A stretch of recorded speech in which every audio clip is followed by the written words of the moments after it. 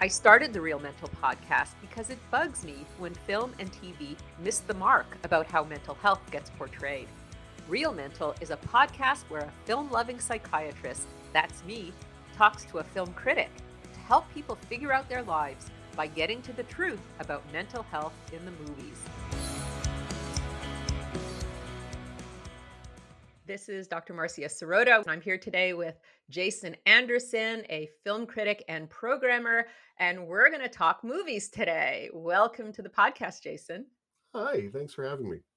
It's such a pleasure. This is so much fun because we're sort of doing a little something different, talking about the intersection between psychiatry, mental health, and media. And today we're going to talk about the film The Fabelmans, which we've both seen. And before we start, I thought maybe you could just say a little bit about who you are and what you do, and then just launch into your dissection Mhm. of the film. That was great. Thanks so much.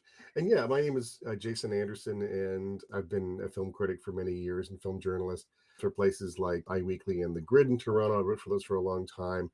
Places like The Globe and The Star, and currently I write for a couple of magazines, including Broadview and CinemaScope and Sight and Sound. A lot of my practice now is about film programming, which I do for festivals like the Toronto International Film Festival, for whom I do short films. Also, Kingston Canadian Film Festival, which is coming up in March, and Aspen Shortsfest, which is in April. So I see a lot of movies. I mean, I kind of always have seen a lot of movies as a film critic, and now I see a lot, maybe even more as a programmer. But it's a great gig. I mean, I certainly love movies, and I think that any opportunity to sort of get into them, and I think my interest is always just finding what's interesting movies, and then whether or not I like them particularly fit with my taste. I think there's plenty of movies that I've really appreciated over the years that were, even if they were deeply flawed. And as for the Fablemans, I think it's actually a very strong film, and I think it's one that was a very significant film in the last few months, and did had a big impact at TIFF in Toronto when it played in September. And I think it's, I mean, obviously it's a big deal because it's by Steven Spielberg, who was probably the preeminent blockbuster director of the last 40, 50 years. And it's an unusual film for him because it is so deeply personal. And he's described the film as semi-autobiographical, but it's actually probably more accurate than many biopics or historical dramas actually are, in terms of how they correspond with the facts of someone's life. I mean, he has changed details, and it's not about the Spielbergs, it's about a fictional family called the Fabelmans, but it otherwise quite closely mirrors aspects of Spielberg's early life, growing up first in New Jersey and then in Arizona and California. And this sort of, it's very much a reflection on, not just his kind of original immersion into art and creativity as a filmmaker, as this sort of budding director who makes westerns with his fellow Boy Scouts and things like that. And really, I mean, it's amazing because, I mean, it even sort of starts with, I mean, the film very starts with this sort of originating incident of his life, which is going with his parents to see the greatest show on earth, and being, I think, profoundly disturbed by a train crash in the film, which is totally pretty much straight from Spielberg's own life. Like, it was something that really affected him as a kid. I think it's such a fascinating script. I mean, just in terms of the film as writers, it's Spielberg writing with Tony Kushner, who is one of the greatest writers alive by any standard, as the author of. This is a very rich piece, and you sort of see how they kind of have quite clear intentions throughout the film about what they're trying to portray, and certainly starting with this moment of Spielberg as a young boy being kind of just freaked out by this thing he sees on screen, and then replicating it, kind of creating his own version of it, and in a way of kind of interesting commentary on what art is to people, what artistic expression, how that is something that you artists do in order to sort of maybe exert a sense of control over things in their lives or memories or their experiences that are affecting them deeply, and that they assert a mastery over it. And the film's quite clear about that, just in terms of what movie making means to Spielberg, or the sort of young Spielberg alter ego is a means of kind of exacting control over his life, and and that continues throughout the film. It's certainly one theme of the film, but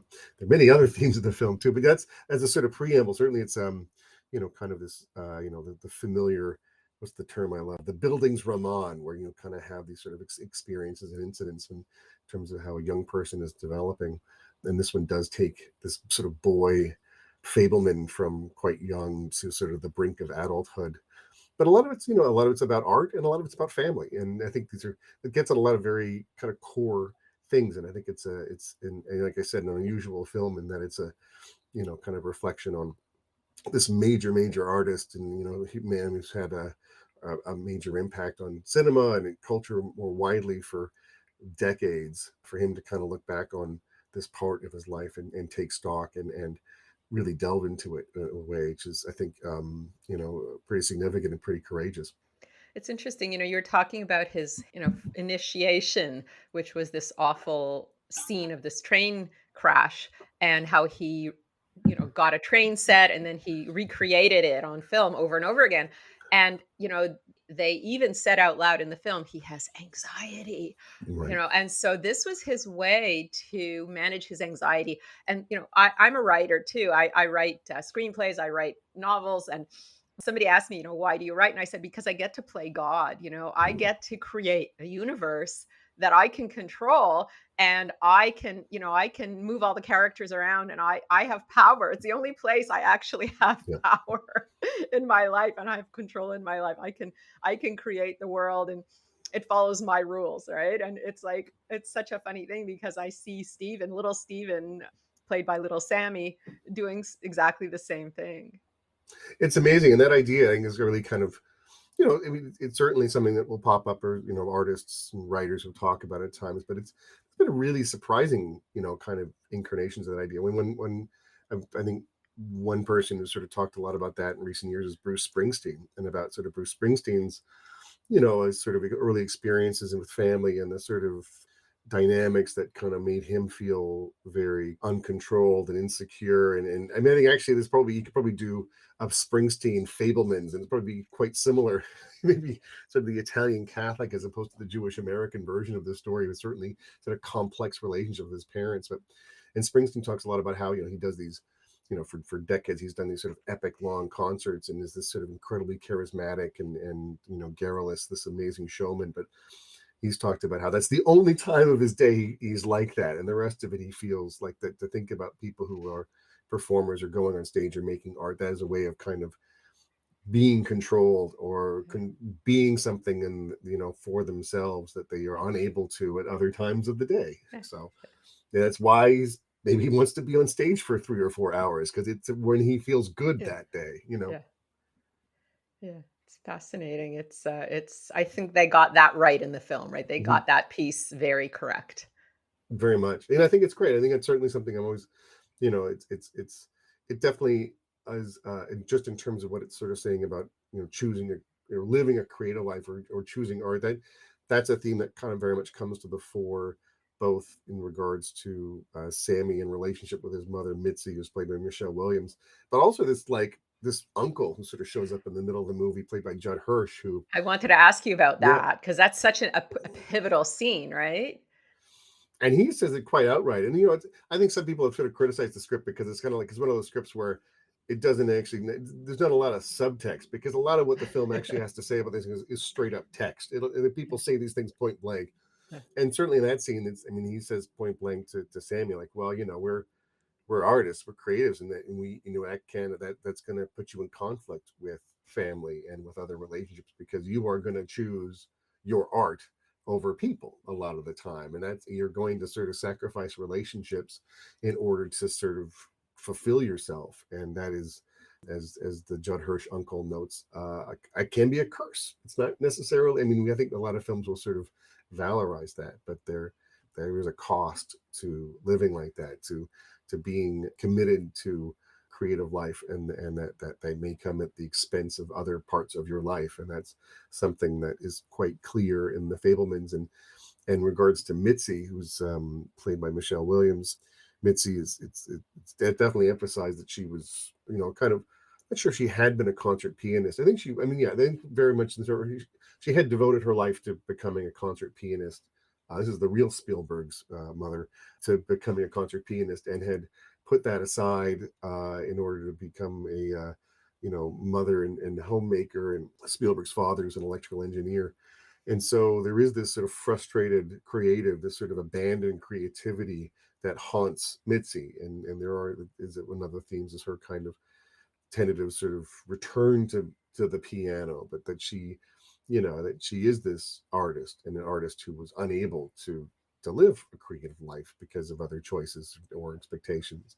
And that is something that I think is the film suggests quite clearly is a source of her sorrow and sort of the depression issues that she fights, is that she was going down a life path that was maybe against her nature, against what she wanted. So Yeah, also makes me wonder because there was a scene toward the end where Sam's younger sister comes to talk to him right after the parents have announced that they're divorcing, and she says to him, "It must have been really hard for mom living with this, man who was a genius and never feeling like she was as smart as him and as good as him." And I was just thinking how, as a thwarted artist, that was bad enough, but to be with a thwarted artist who was living with a man who was fulfilling all his dreams was, yeah. very hard. And Benny was much more of a regular guy and not going to rub in her face her own failures or her own lack of courage to pursue her dreams, right? Yeah, and that's true. Like, I mean, certainly we kind of like that from it's hard to live with people. I mean, there's certainly a challenge when in terms of in a partnership. It's kind of like who gets to fulfill what they want, because it's very hard for both of those things to happen, or at least happen at the same time.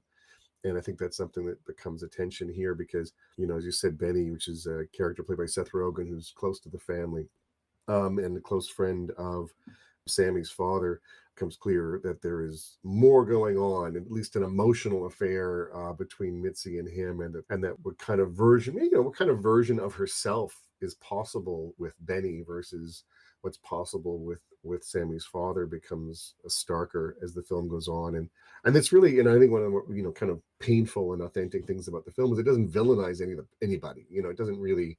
And in fact, Spielberg's talked about that, about how he kind of blamed his father and resented his father because his parents really did break up, and divorce at the same around the same time as Sammy's parents do in the film. But he realized that, like, I think some things like in the film, his father was giving a particular version of events to the kids in order to protect his mother, and that's something that I think that Spielberg took a long time to understand. That basically his mother did leave his father for another man, but that his father wanted to protect his mother. He didn't want that was the sort of sacrifice the father made in order to sort of protect the kids. But obviously, it's these are those are when your parents break up, it's there's a lot of fallout and for children, and a lot Mhm. of blame and a lot of misunderstanding. So I think that's so certainly something that colors the film as well. So I wanted to ask you about two parts of the film, which I thought were very important. So the one part of the film is when Sammy is, forced by his father basically to edit this footage of their camping trip because his mother is very upset because her mother has died. Sammy's grandmother has passed away. So in order to cheer her up, Bert wants Sammy to make a little film of their camping trip because she was happy there. But when Sammy edits the film, he sees things that he wasn't supposed to see.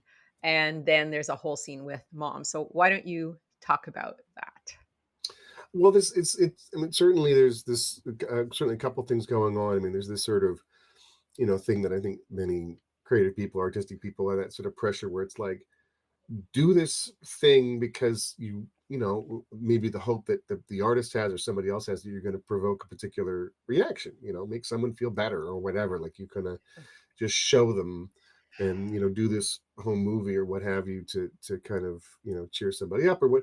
But I mean, what's interesting in that to me is that really what happened, exactly what happens is that he sees his mother, like, in a way, like, and he hadn't expected. It's very painful to him to see his parents, see his mother, because I think that that's something we don't, we all of us, especially in terms of our family members, we we see what we want, or we see what we always do, or we don't, we often don't see them, in terms of any kind of outside perspective, or kind of more neutral perspective, or because we're just sort of looking at them through this lens of memory and emotion and everything else, that we're not particularly observant. We're just sort of seeing what we always do. Or to actually see clearly is difficult, and often very upsetting, as it is for Sammy in the film, because Yeah.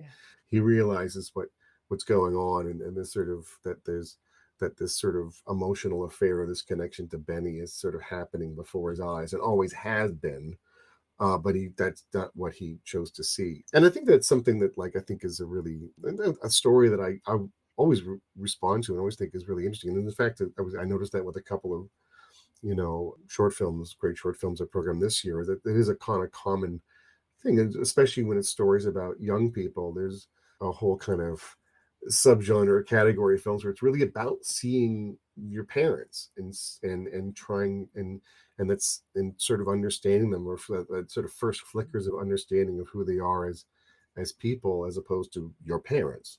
And that's something that sort of comes up quite a bit. And there's another film that's been very, I think is a very much smaller film, but been very critically acclaimed, from the UK, called After Sun, and which is kind of very, very small scale story of a girl who's maybe 11 or 12, on holiday with her father, who's still quite young. But it becomes clear through the film that the father is dealing with some mental health issues, and there is a fragility about him that the girl sees, and really is just sort of starting to kind of just probably maybe just starting to see who her father is, and what he carries, in a way that's really beautiful, and again really kind of empathetic. Like, it isn't like there's this sort of sense that people are being vilified, and certainly that's not the case. And I mean, it's not like, I think that dynamic between Sam and Mitzi and the Fabelmans is really complex, because he does react with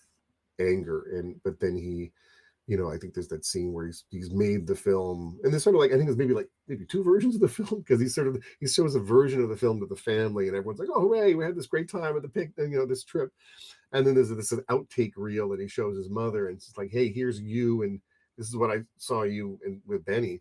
And he plays that to his mom, and the mom just breaks down completely. Like, she sees it too. Like, I think that he maybe, I don't mean, his motivation in sort of showing her the film is maybe more of a Jacques kind of moment, of kind of like, Yeah. I caught you. Yeah. But she just falls apart. And I think that's a beautifully played scene by the actors, because it's like, he doesn't really know what he's messing with. He doesn't really have Yeah. any clue. Yeah. He doesn't know Yeah. what he's sort of bringing about Yeah. by doing this, and compelling her to see it as well, or compelling her to see it the way he's seen it. And I think that really crushes her. And I think it's a beautiful moment that really kind of, it gets to that relationship, and for him to sort of kind of really, I mean, he's not exactly entirely accepting of it, and the movie goes on for another hour and a half, so he's got a lot to process. Yeah. But that act of seeing the parent, and then kind of showing them that you see them too. I mean, this is a very sort of profound thing that I think the film gets at really well. And I find it very interesting because then he gives up making movies, right? He just Mm, abandons it because yeah, something about doing his art has revealed to him truths that he didn't want to see. And I think the film got it very right in that sense, because there's another dilemma of artists, aside from the dilemma that Judd Hirsch posited, which is that, you'll choose your art over your loved ones, and that's going to be a wrench. There's another dilemma, which is art will show you things that you might not want to see, and you have to be willing and able to face these things. And Sammy was not willing and able to face the truth about his mother and her extracurricular emotional affair. And yeah, so he abandoned his art, and it was like, no, I don't want to see. And that's very typical of a teenager too, a teenage boy yeah, especially. I don't want to see those things about my mother. yeah, The only reason I showed her was because she wanted to know why I was so angry. So I said, fine, here, this is why, and it's kind of a, typical teenage kind of behavior. But then he abandons his yeah, filming for quite a long time. And he's really having to wrestle with, do I want to make art and see the truth? Because, when you're an artist, it's all about seeing and revealing the truth. And that was his kind of major conflict, I think. I wish in the movie they had made it a little bit more overt because Mhm. this was more subtle. So the Judd Hirsch scene was like completely, like you say, text, no subtext. But this was a little bit, I think, too much subtext and not enough text. I wish they had made it just a little bit more overt. I wish we could have seen a little bit more, like maybe a scene with his father saying, "Oh, I see that you've given up film. That's good." And then Yeah. Sammy's like, "No, it's not so good," or something like that, to show his ambivalence, to show his, being torn and, wanting, not wanting, and then he just kind of takes it up again, and there's no kind of, you don't really get a sense of the anguish, and I wish we Mhm. had gotten more of a sense of that. I think that would have been more meaningful, but I think it was important, and I think they did get that right in terms of the way people become ambivalent about their creative process, because when they're faced with a shocking truth that their creative process has revealed, it's like, "Oh, okay, so this is what it means to be an artist." Yeah, and I think, and further to that, I mean, that's all really good points too. And I think there's something that it kind of it connects with some of the criticism the film has had, especially when it relates to this sort of next big film that he makes later in sort of the last film he makes inside the film. But Yes. I think there's something else to it which intrigues me, which again maybe is, I mean, I think it's funny because, there's things that are the film is quite explicit about, but there's other things the film is more implicit about. Right. And one of the things is, I think Sammy's also freaked out about the power he has in the Yes. manipulation of the Yes. what I mean, the film, the creativity reveals, there's a revealing of truth, but there's also like a manipulation of things as well. And I think that maybe what you see in the moment with his mother is like, that's like straight up like he's kind of, I mean, what he's shown her, what he's seen is just crushing and sort of devastating to his mother, and then Exactly. by to him. And I think that, but he's also kind of getting more and more experimenting, I mean, through his filmmaking with his Boy Scouts, like, about kind of kind of manipulating you kind of the movie magic, the sort of molding of Yes. reality to what you want it to be, or just maybe not what you want, but just because you can. And that becomes over with the sort of stuff that happens in the last stretch of the film, where he's in California and he's being bullied at school and is very much the outsider, as the one Jewish kid, or pretty much the one Jewish kid amongst all these like mean, perfect teeth wasp kids who are, Yeah. often anti-Semitic, and in that case, he, kind of is enlisted to shoot the kind of big beach day out that the graduating class has, and he makes this movie, and he basically just goes like, turns the turns his sort of chief bully. I mean, he's got a complex relationship with the other teenager, but the other kid is just as devastated as Sam's mom is, to sort of see what Sam has created of him, or based on his image within this film. But it's not the truth. It is like actually the opposite. It's more like Sammy has kind of made him out to be some kind of like Lenny Riefenstahl kind of Aryan god, and the kid freaks out at that. And that's like, wow, like, and that's sort of like that Sam is whether or not, I think there's potentially an interesting thing that I don't think Sammy gets that yet. Like, I think Sammy, Yeah. maybe the adult Spielberg understands this, but the teenage Sammy doesn't really know what he's doing yet. He's maybe more instinctive, and I think that's something, like I said, that people have criticized the film of, kind of like, because it is certainly a lot of thoughts about. I mean, certainly anti-Semitism is never far from the news, and this year especially. And then, but that reaction, that sort of like to take this sort of anti-Semitic character, and the kind of comeuppance that he gets from Sammy is very complicated. Like, it's certainly not something like, it's sort of easy, like, oh, I'm going to ridicule and expose this kid's racism, and it's gonna everyone. It's like, no, like, he does something very different to the kid, and it messes with his head in a big way. It's a great scene, and I think Yeah. that's maybe the most kind of complex operation within the film.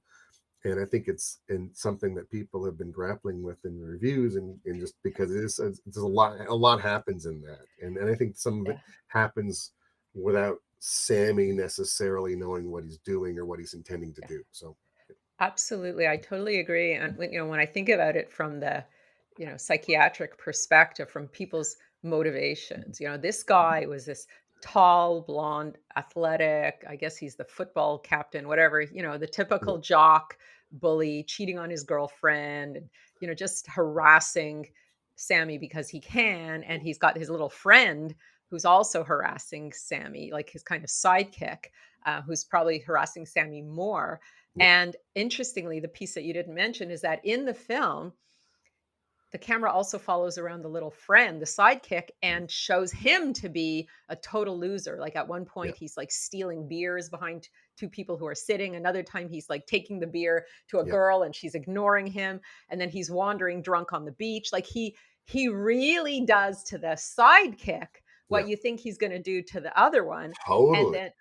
then so he splits the two Yeah, friends as well. So the one guy he completely denigrates, the other guy he idealizes, he shows yeah, him, and even the guy says, "You showed me as some kind of golden something, like, so, really yeah, golden god, right?" So he denigrates the sidekick, he idealizes the, athlete, and then at the end, the athlete is freaked out because he says, "I can never be that person that you made me, and everyone's going to expect this of me, and I can't fulfill it, and so you've set me up." And he yeah, cries, and then he says, "You better never, tell anybody that I broke down." And then his friend comes along, the yeah, sidekick, and wants to beat the crap out of Sammy yeah, because of the way he was portrayed. And interestingly, the golden god beats the yeah. friend, and the friend scurries away, and so that relationship is ended. So he's He's actually broken destroyed them that apart. relationship. Yeah. I don't think Sammy knows what he's doing. Like, I think that's No, really I something agree. because I think Sammy's reactions throughout that scene, Sam is just kind of bewildered, like, "What? Yeah. I don't really," and, like, but what he's done this sort of very sort of, almost sort of psychologically, sort of tactically brilliant thing that he's actually done because he's kind of Yeah. ruined both these kids Yeah. without necessarily understanding how he did it, Yeah, and or I that intending to do that to them yeah. either. Yeah. Yeah. He said the camera just shoots what it sees, Yeah. but that was kind of facile. I think you're right. I think as an artist, his instincts, like you were saying, his instincts, his intuition were just following things and just taking it to where his the gut was telling him to take it. And his head was not following. So his gut was going, do this, do this, do this. And his Yeah. head was like not even catching up until probably like later on in life. But as his instincts were rolling with the film, he was capturing this sort of false idealization of one and this Mm. accurate denigration of the other, which would, number one, destroy their friendship, which, divide and conquer, and Mm. number two, yeah, ruin them both, but in their own particular different ways, so that they couldn't even like come together in the way that they were both ruined. So it's like this brilliant psychological thing that he had no idea, like you said, that he was doing. And and that's something I think there's really, I mean, certainly thinking about, Jewish American creativity and I mean, there's a lot of amazing writing and thinking on that very topic in terms of like, Hollywood, sort of classical era Hollywood and the sort of construction of these sort of very, kind of waspy ideals that were, engineered by a lot of Jewish American sort of writers and directors and studio bosses and there is, I mean, there's such a it's like that.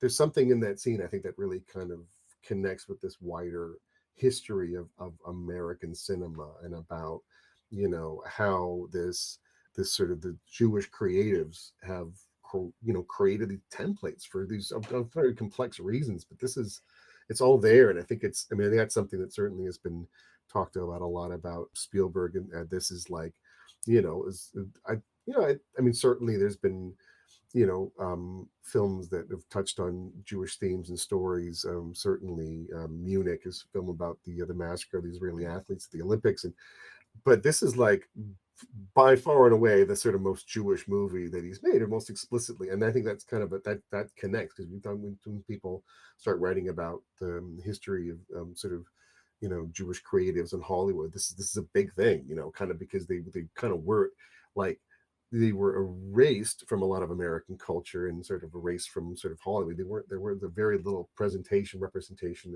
of Jewish people on screen, but they kind of created all so much of that, which they kind of created a lot of these golden gods that no one could live up to. So I think there's a lot going on there, and I think it's very much the Spielberg and Kushner are very aware of this too. I think. Yeah.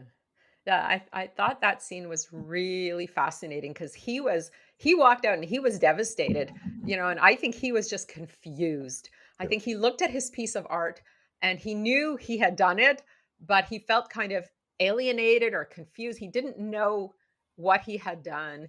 yeah, And I think that's another kind of very accurate portrayal of a psychological truth about an artist when you've made a piece of art and then you have to figure out what you've actually made, right? Because a lot of times while you're making yeah, it, you're just making it, and then afterwards you sit back and go, yeah, what the heck did I just do, and am I okay with yeah, it, right? And sometimes it's shocking what you've made because you're pulling from something very deep within you, and then you look at it and you're even a little horrified.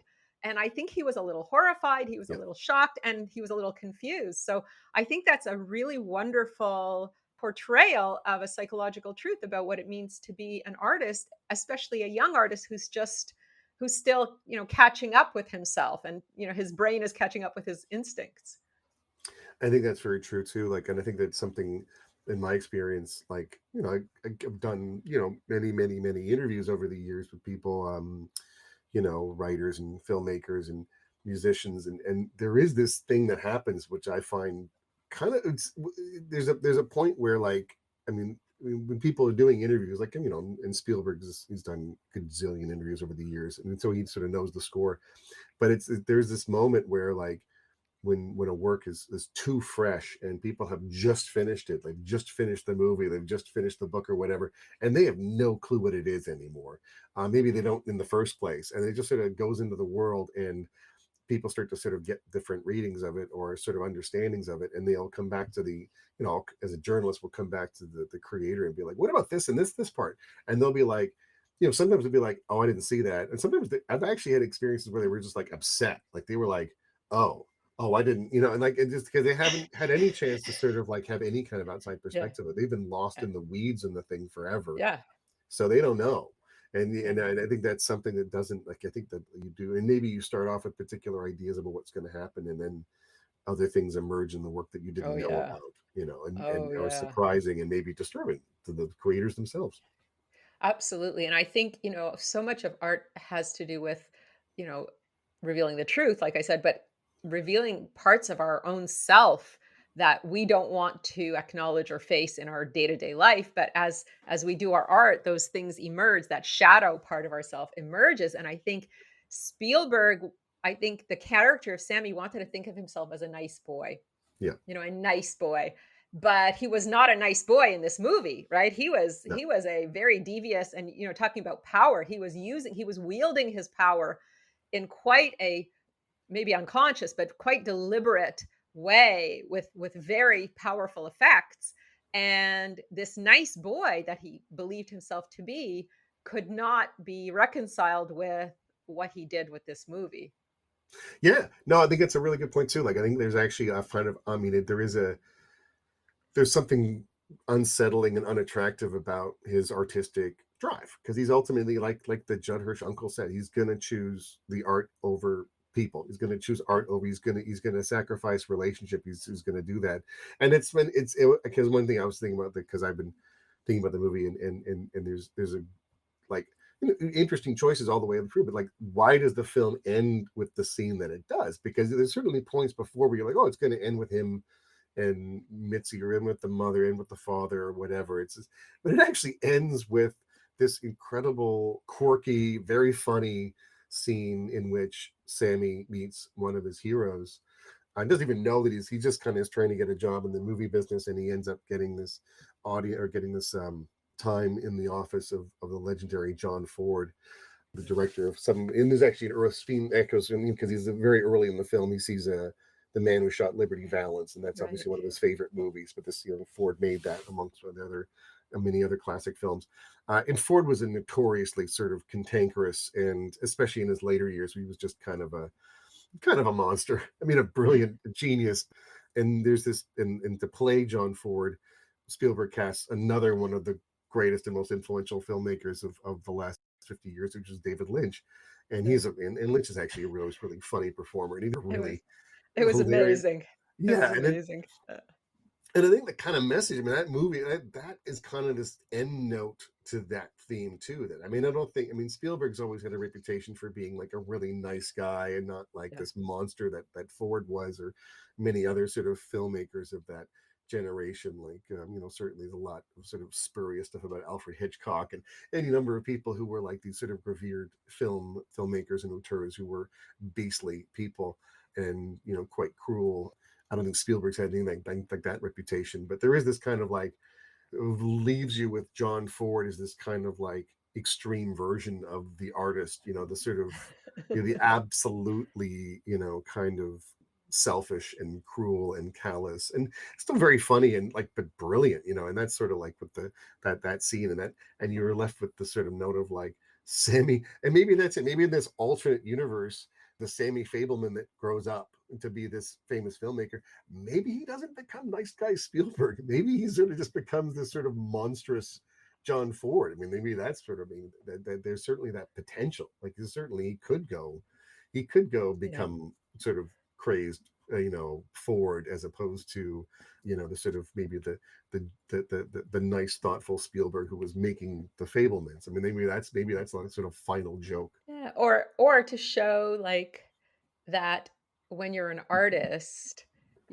again, I think he's good at broad strokes and text versus subtext. So maybe the text here was, you know, being an artist reveals your shadow, and being an artist reveals your drive for power Yep. and your drive for control. And here is, the epitome of this, in the form of John Ford. And yes, he's a genius, but look how being an artist Right. can, manifest all this darkness, right? Right, and it's also a bit of a joke too. It's like, well, what has he got for all his amazing films? He's in this office and nobody comes to see him, and he's just like a, Yeah. smoking cigars and being a jerk. No one. Having I mean, I'm having really, lipstick wiped off his face by his secretary after yeah, his I know lunch. exactly. He's just a mess. And is certainly, Uh, you could be this. You could make great art for decades and still end up in this sort of alone and unhappy and I don't think certainly John Ford is he had this sort of afterlife and which was fascinating too because he really was like a lot of these amazing, incredible directors of the generation. They were just kind of kicking around Hollywood, trading on past glories and having lunch. And occasionally it took a while for there to be people like Spielberg or like Peter Bogdanovich, who were these sort of like movie nerd kids who sought yeah, them out and just gave them a lot of hero worship at a yeah, point where nobody else in the business cared. They were nobody, they weren't getting gigs. I mean, they were just kind right, of like relics, but then they're only yeah, sort of like that generation of sort of kids who grew up in the 50s who just kind of found these kind of withered carcasses and were like, you're a genius. Just told them again and again, and they really like that, as you would. So, yeah. I think this film psychologically, I don't, and again, I don't even know if Spielberg, maybe Kushner, because Kushner I would expect more, but I don't know if Spielberg really even himself at this point in his career really understood how much deep psychology he was infusing in this picture.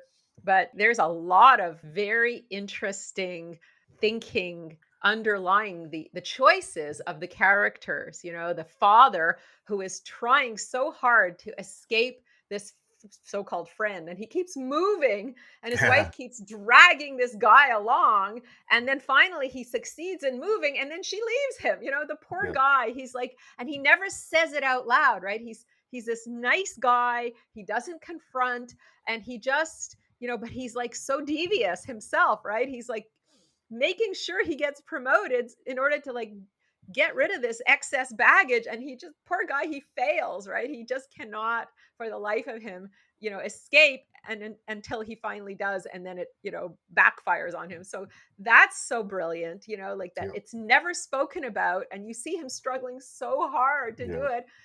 And I love the fact that they never talk about like that piece. And the mom, this poor woman playing dirges when she leaves Benny, she's yeah, playing funeral yeah, marches. And again, nobody talks about why she's playing funeral marches. So I love the fact that there's like all this stuff going on that is not spoken about, but it's so true.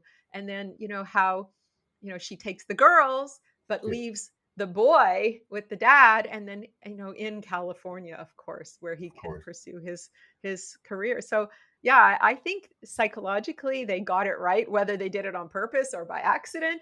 Again, as art, that wouldn't be surprising. But yeah, as a film that really, talks about a lot of very deep Mhm. personal and emotional and psychological themes, I think they got it right. Whether as a piece of art, it's completely successful. I think it's partially successful, but I think the psychology they totally got right.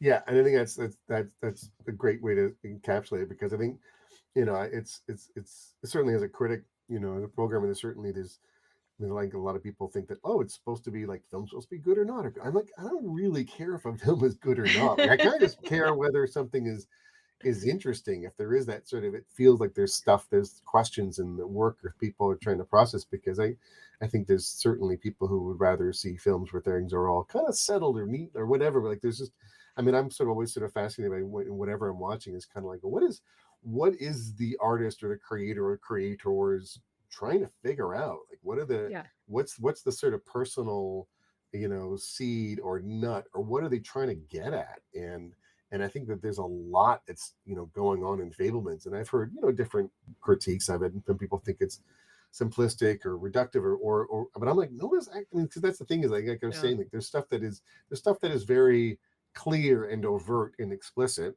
for yeah, sure, but then there's a lot of other stuff which is, yeah, yeah, people, and I think that's good to land on, I think it's Bert, like the Paul Dano father character, who yeah, is, there's stuff going on with him. He's trying to, and he seems like a sort of very, sweet, gentle, somewhat tormented. But there's, and you don't, again, they don't necessarily get those flickers really until quite late in the film, when you're like, where he starts to break down and he starts to really kind of come apart, and you're like, oh, this has been there all along. This sort of, maybe kind of sweet suburban, kind of sitcom dad, or sort of, that was a facade. I mean, there's all kinds of yeah, facades happening here, that, you yeah, realize people, and again, people unable to see themselves, because that's painful and yeah. disturbing to, a lot of the time. Yeah, so I think it was a fun film to watch and a very fun film to talk about. I think it's the kind of film that you actually have to like talk about with another film lover Yeah, and really chew on, because there's like a lot of material there to chew on. And I think that's what makes a successful film ultimately, when a couple of people can get together and really have a good conversation about it, then it's done its job, right? for sure, we should do this again. I would love to, I would Yeah, love to. yeah. Well, where can people find you, Jason, if they're looking to see, your work, your reviews and your programming and things like that? Where can people find you? Certainly checking out, CinemaScope and Sight and Sound, and their print. I like writing for print magazines, because I like getting magazines in the mail. So Yeah. like, I'm very happy to have those. And in the recent issue of, just a winter issue of Broadview, I've got a piece about holiday movies and Hallmark, and Oh, Hallmark movies fun. and things like that. I was really happy with that piece too. So that's one that's out. And then just please come see short films, and the Kingston Canadian Film Festival in early March in Kingston is also something I'm really excited about. So yeah, I'm around. That's wonderful. Well, Jason Anderson, thank you so much. This has been really a wonderful pleasure chatting with you today about one of my passions, which is art. And Happy New Year. You too. Thanks so much.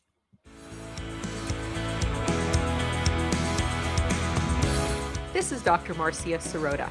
Thanks for listening to the Real Mental Podcast. Please leave a review and your comments wherever you listen to podcasts. And don't forget to sign up for my free newsletter at marciasirotamd.com.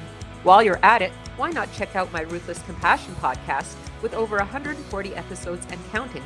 And if you have any ideas for guests for either Real Mental or Ruthless Compassion podcasts, please email us at info@marciasirotamd.com. Happy listening!